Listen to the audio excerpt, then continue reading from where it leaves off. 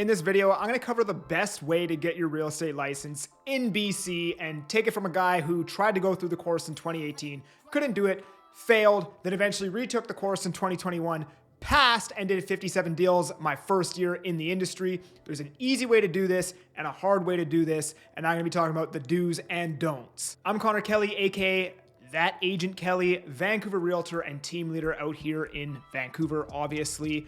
I help agents attract more clients on social media and close more deals. And if you're into that, subscribe to the channel, like this video. And if you want to chat one-on-one, I got a link in the description that will go right into my calendar. So the way you're told to go through the real estate course is you sign up through UBC, you go through the textbook, you complete all the assignments, then you write the exam and hopefully get a score of 70% or greater to pass and then eventually go get your license. The issue is that if you're anything like me and you're a C- high school student, going through UBC, they basically just provide you a textbook that's like this thick. It's like 2,000 pages written in the driest, most lawyery way you could possibly ever read something. And when I tried to do it, I just would read a paragraph, instantly forget what I read, try to read the paragraph again, forget what I read. And I spent like 3 hours a night trying to read this textbook to do the assignments. And then I think I got through like the 4th assignment and there's 20 of them.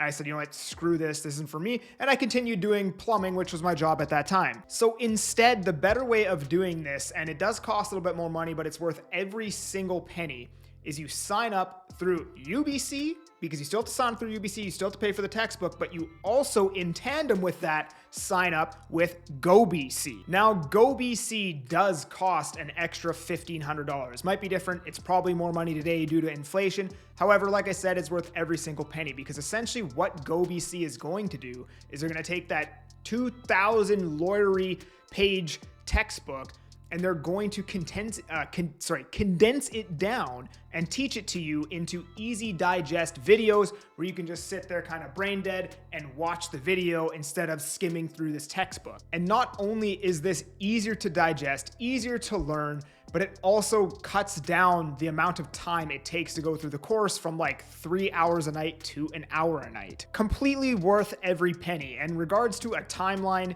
UBC will give you an entire year to go through and complete this course, but if you go through GOBC, you will be done the course in 3 months and then signing up to write your exam. At least it was somewhere around 3 months, 3.5 months, might be 4, but somewhere in that time frame. And I spent roughly about an hour to an hour and a half a night, 5 times per week during that 3-month period to then finish the course and then eventually book my exam. Now, when you book the exam, I think I had to wait a month, maybe 2 months to actually get in the door and then write the exam.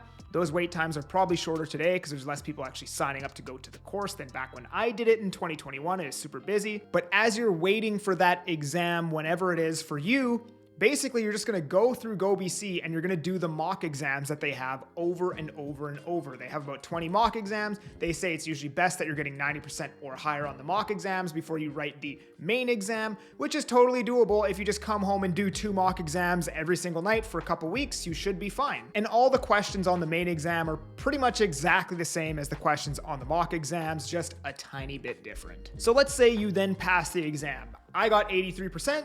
And I'm an idiot, so you should have no problem whatsoever. Then you have to sign up for, they call it your APC. I think it's component 3. It's component 2 or 3. It's one of those numbers, but you sign up for the APC. Back when I did it, I had to wait 3 months to get into this course. It's just a 2-week course. Today, obviously, you're not gonna have to wait that long, but you wait, you get into the APC. It's a 2-week course that you do over Zoom. Super easy, very difficult to fail. I don't even think you can fail it. And then after that course is done, you're gonna get what you call your temporary license. You can now officially sell real estate. Now, as you have your temporary license, they're gonna give you a list of practical